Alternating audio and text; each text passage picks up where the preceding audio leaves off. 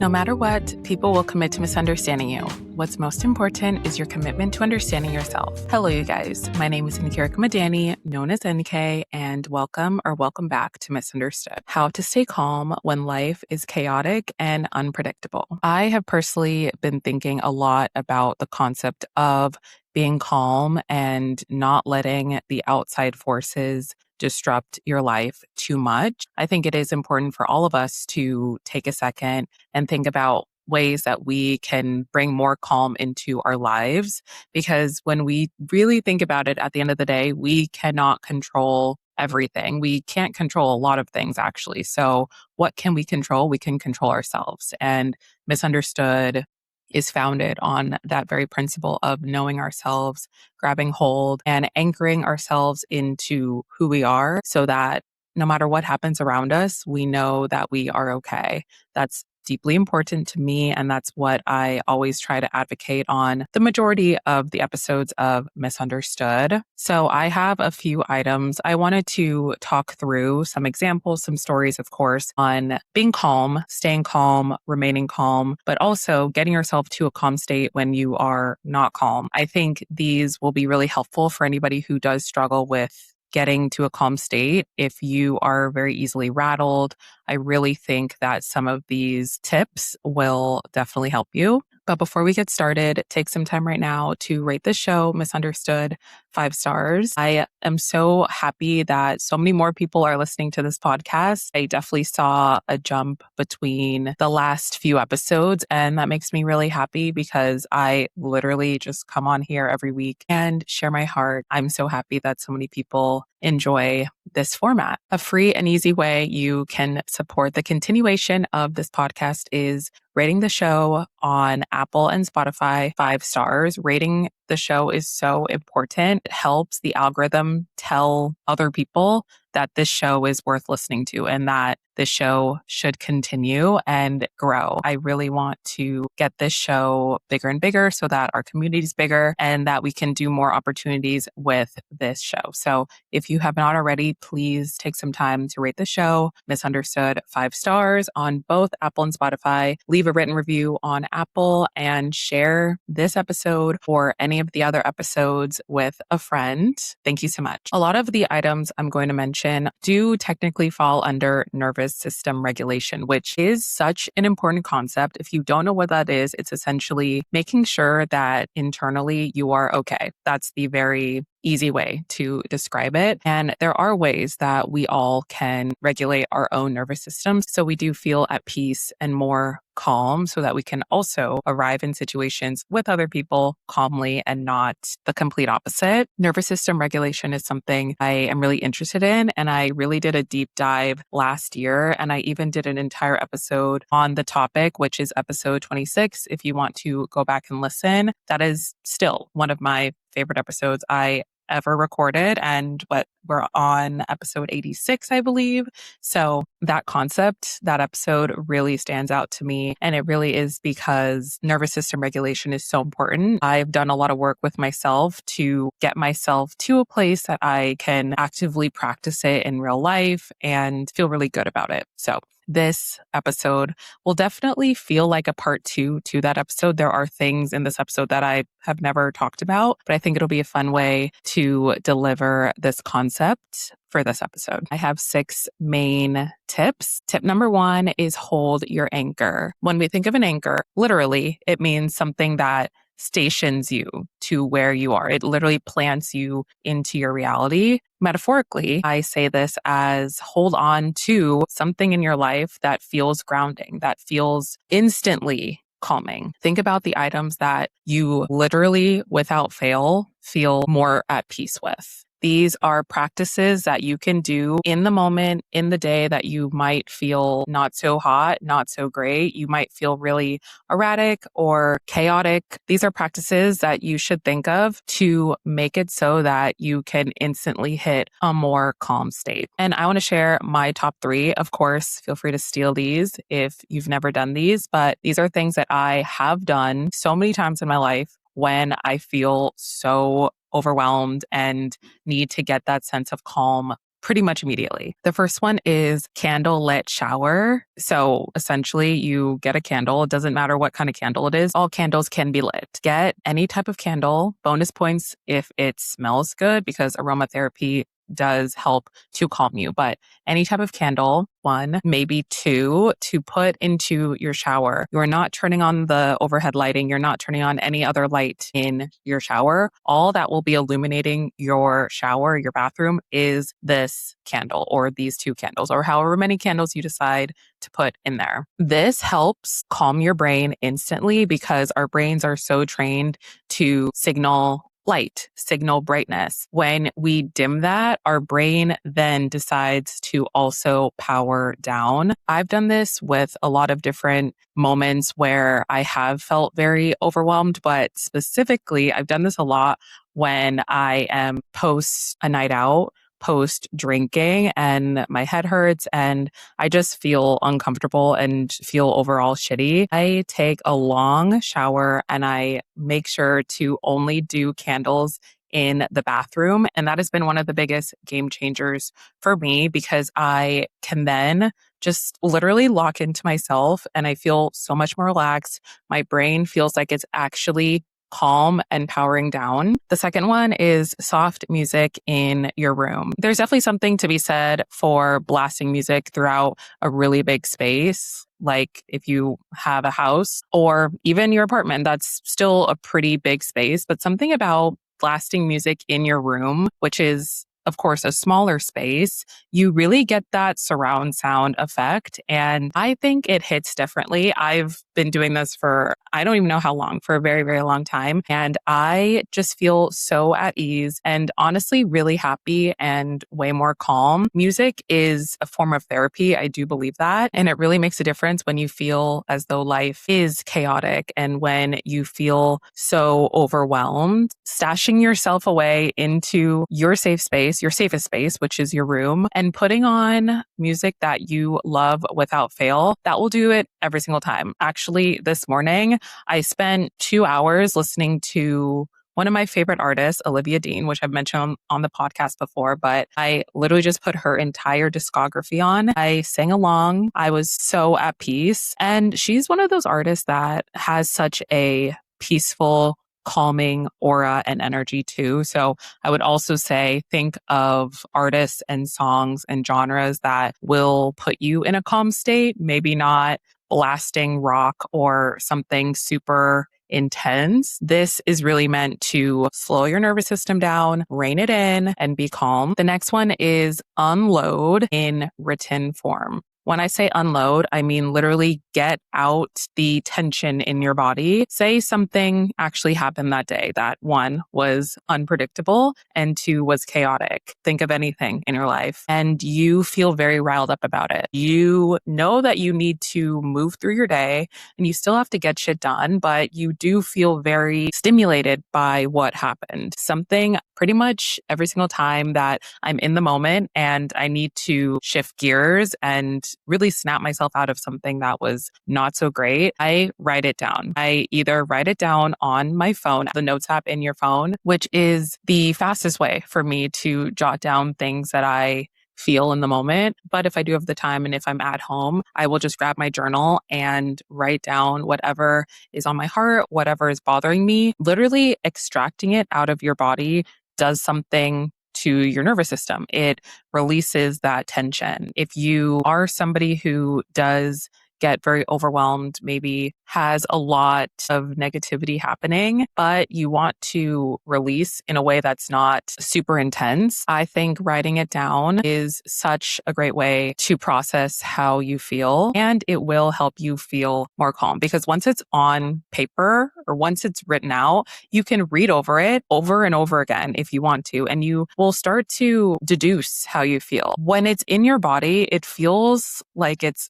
overcoming you. It feels like you can't get over it. It does. But when you put it on paper, you can conquer it that much more. And I've mentioned this in other episodes where I write down something that maybe I'm fearful of or I'm anxious about. Then I go burn it or I just rip it up and throw it away. That practice shows you that you are bigger than what you're going through, and it will help you achieve that calm state. Number 2 is dial back. When I think of dial back, I think about first and foremost my schedule. I mentioned last week, I believe, I do a lot of things. I have a lot on my plate voluntarily. Some are involuntary, but overall, I do a lot and I have a lot on my plate. And those are the moments usually when I can feel as though life is very chaotic and I can't control everything. So what can I control? I can control the majority of my schedule. So what I try to do is look at my weekly schedule from my planner,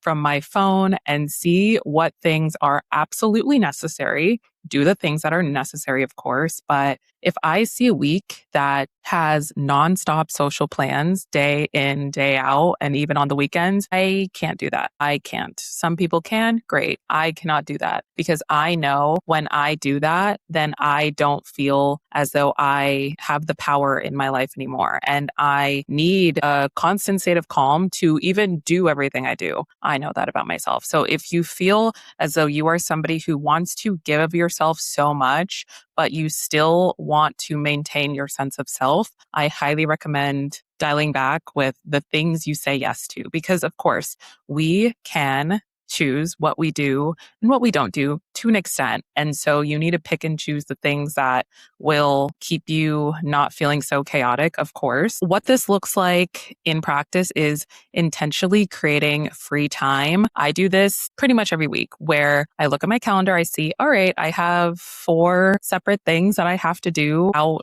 social, which is a lot. Then I intentionally schedule days that it's just me. It's just me at home. It's just me doing solo time, doing things that recharge me. That is so important. And taking it a next step further, this dial back method does include not succumbing to everyone else's needs. I came across a really great TikTok that illustrates this exact point. So I do want to read it straight up. This TikTok was from the account Petals of Emily. She has a few slides of the TikTok. It's a photo carousel. One of the slides says, I started treating my energy like a finite resource. Other people's chaos is contagious and I refuse to catch it. I closed the door to anybody who only shows up to unload their mess. I stay focused on my own path so I do not crash into someone else's wreckage. I got so invested in building my life that bitterness, guilt, and anxiety lost their grip. If it costs me my calm, I cannot afford it. I absolutely love that. That literally stopped me in my tracks. I screenshotted it and I did want to give a shout out to that account because I love coming across accounts that really inspire me, and that one definitely did. So definitely go check out that account. So many parts of what she said were so true. If it costs you your calm, you can't afford it. There's so many things in life that we are going to have to compromise on. And there is a give and take, such as going to a friend's birthday party. Of course, you should be going to your friend's birthday party. That's just an example. But if you can think of anything that truly drains you to the point of you don't feel yourself anymore, which effectively is costing you your calm, then you can't afford it. It's not worth doing. And that is very subjective. And no one else can tell you what is worth it in your life. Absolutely not. You have to decide that for yourself. Number 3 is comfort clothing. I love clothes. I love fashion. If you're watching video today, you see that I'm wearing a cute neck scarf, which I just thought, let me add a little whimsy today. But for this one, I'm specifically talking about comfort clothing. When I want to feel calm, I think about what I'm wearing because what I'm wearing is impacting me subconsciously and quite literally physically. So you want to make sure that you are arriving in situations feeling your best so that the other things in life that you can't control, that are chaotic, that are unpredictable, you can handle that much more because at least you bodily feel okay. There are so many times in the past where I have worn clothes that are really restrictive, maybe a little too short, maybe things that really truly restrict how I'm moving, how I'm talking, how I'm walking. And that sends signals to my brain saying, you're uncomfortable. If you're uncomfortable, that's just going to make it that much harder to combat everything around you. So I wanted to quickly talk about summer versus winter clothing. Right now, as I'm recording this, we are still in August, so we're still very much in summer, but we are going to trickle into the fall and winter months. I really notice how I change my outfits based on the season to feel that comfort. There are times where, of course, I really dress up and I really am extra with my outfits as I should. And those are very one-off situations. But in my day-to-day, I actually dress very comfortably, still very much my style, but very comfortably. I.e., for example, today I'm wearing a black slip dress and it's so comfortable. It moves very well with my body. It is my size and I feel good in it and it's not restricting me. Slip dresses are great. This past weekend, I wore this maxi halter silk slip dress and it was so beautiful, but it was also so comfy and it made me feel good. It made me feel as though I was looking out for myself when I got dressed. And I said, I'm going to have a good day. And this is part of it, making sure that you are dressing for the situations you're going in, but also ultimately being comfortable. Then in the winter, I would say my go-tos are chunky sweaters. I love a sweater. I literally wear a sweater every single day in the winter time because they're so cute and you can get fun colors. Sweaters are honestly the most comfortable thing to wear. I think we can all agree on that. There's also leggings, there's wide leg pants, fuzzy socks. These are all items that I intentionally pull and wear daily so that I feel calm. I feel at peace. So many times where I am working in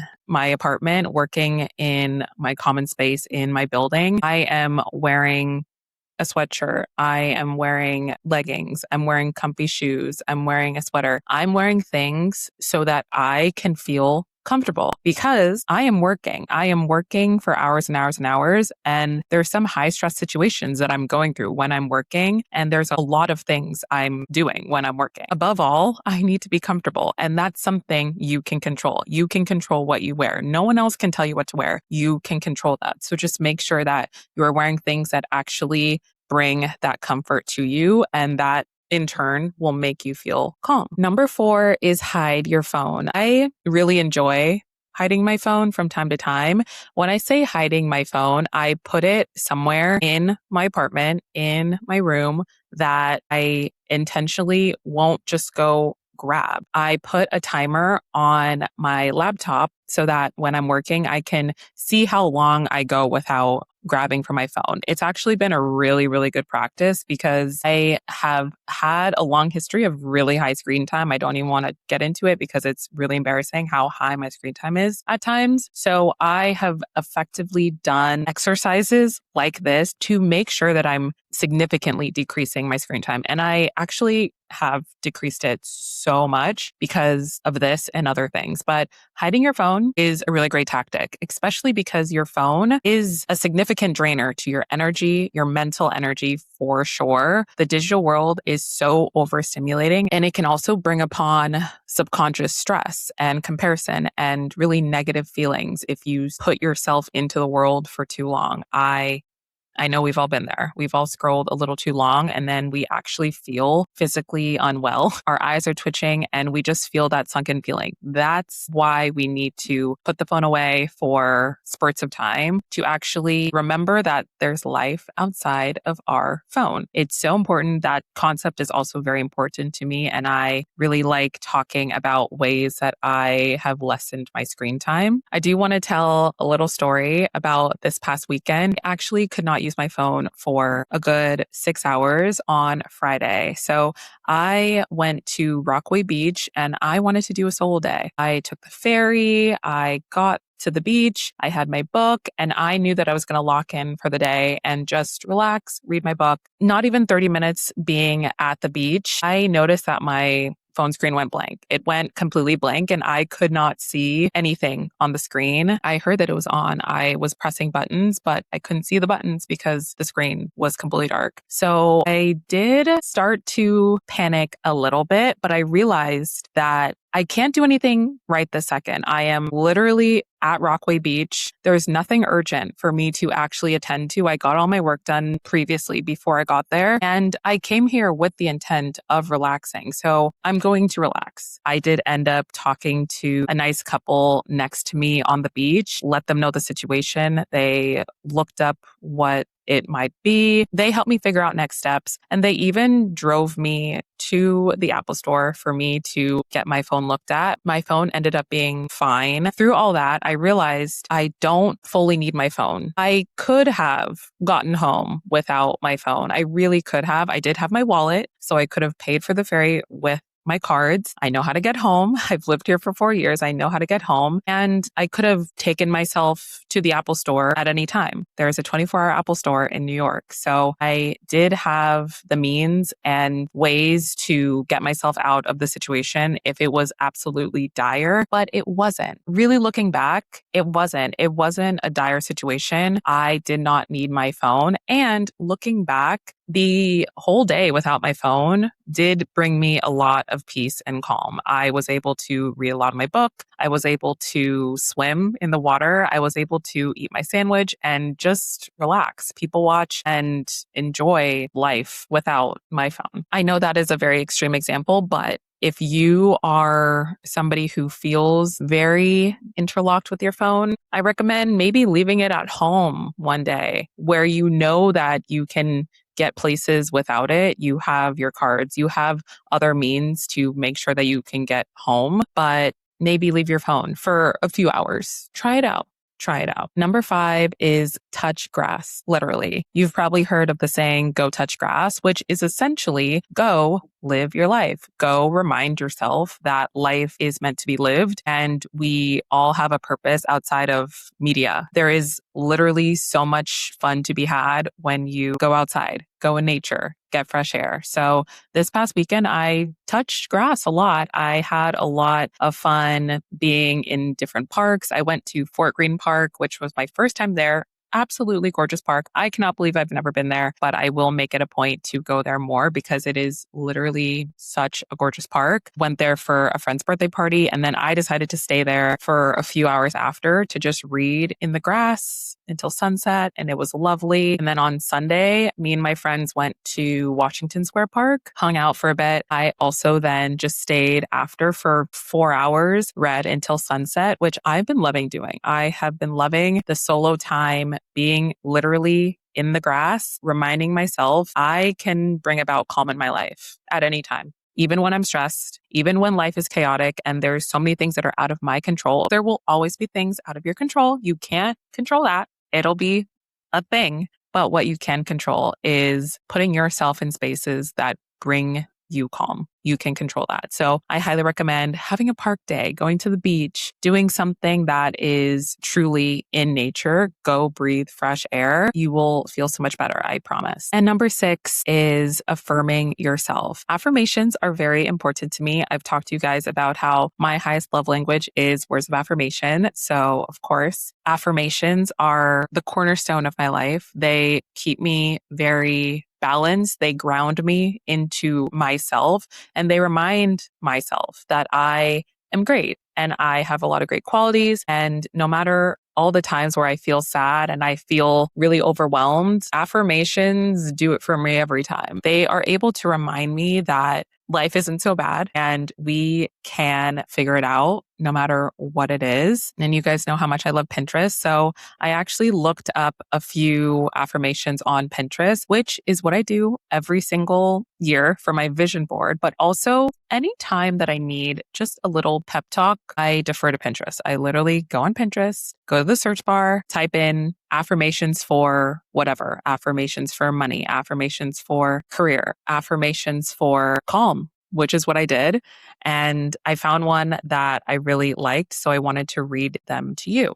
So this one is 10 gentle affirmations for a calm mind. I don't need to rush my life. Peace begins with my breath. I am allowed to slow down. Everything unfolds in its own time. I choose calm over chaos. My mind is learning to rest. I trust where I am right now. Softness is my strength. I release what I can't control. I am safe in this moment. I just love listening and reading affirmations. And I've mentioned this before. It's so much more powerful when you literally do what I just did and read the affirmations out loud. It's one thing to read it silently in your head, but processing it hits differently and hits harder when you say them out loud. Look in the mirror, say them out loud. It really does work. It's a very, very powerful practice that I love doing. I've been doing that for over 5 years now. Affirmations, honestly, are one of the biggest reasons why I feel as secure as I do. I realize that I can affirm myself at any time. Yes, affirmations from other people are great, and I do enjoy that, but I can make myself feel better at any time, even incrementally better, even 1% better. That's still better than how you felt. It's really important to remind yourself that even though you might not be able to fix a situation immediately, even though you might not be able to get yourself feeling the happiest and the best ever in the moment, that's okay, because that's not even really realistic. You can take steps to take hold of your life right now. You can take steps that will actively make you feel a little better right now. And that's the point. This podcast has never, ever been about doing a 180 really quickly and you're a new person tomorrow. I've never been about that. I will never be about that because that's just not how it works. It is about making sure that you are equipped with the tools and the skills to feel better over time, because those are when you get the lasting impacts. That was all 6 tips on how to stay calm when life is chaotic, when life is unpredictable. I really hope that at least one of them hit home for anybody listening. I think these are things that can really improve your life. I have done all of these things. I do them all very regularly. And all I want is for the misunderstood girls to feel that calm in their life. 1, you deserve it. But number 2, and most importantly, you can create that calm for yourself. And with that, thank you so much for listening to another episode of Misunderstood. Remember to rate the show 5 stars on Apple and Spotify and follow it wherever you're listening. Join our Geneva group chat. It is always linked in the description of every single podcast episode. Hang out with me on my other socials,